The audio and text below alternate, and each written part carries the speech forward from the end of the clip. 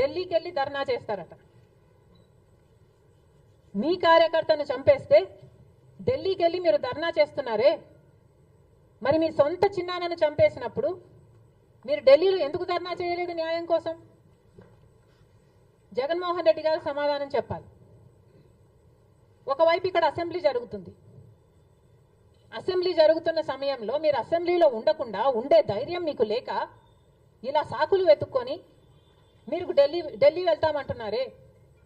అంటే అసెంబ్లీలో ఏ బిల్లు ప్రవేశపెట్టినా అది ప్రజలకు వ్యతిరేకమైన అది పాస్ అయిపోవాలనా? మీరు ఉన్నదే 11 మంది. కనీసం ఆ బిల్స్ మీద డిస్కషన్ మీకు అవసరం లేదా? మీరు కొట్లాడాల్సిన అవసరం లేదా?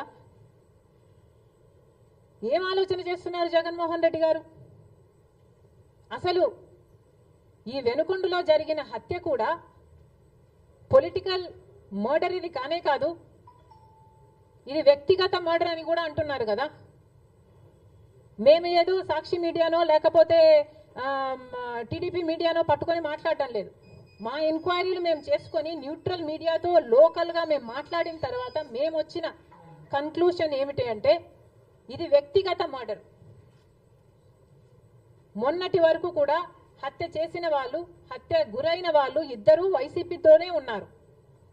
మరి అలాంటప్పుడు ఇది పొలిటికల్ మర్డర్ ఎలా అవుతుంది? ఈ పొలిటికల్ మర్డర్ అని మీరు చెప్పి మీరు ఢిల్లీకి వెళ్ళి ధర్నా చేస్తున్నారా? దేనికి? మీ ఉనికి కాపాడుకోవడం కోసం, మీ పార్టీ కోసం అని చెప్తున్నారు. ప్రజలు ఏం ఆలోచిస్తారు?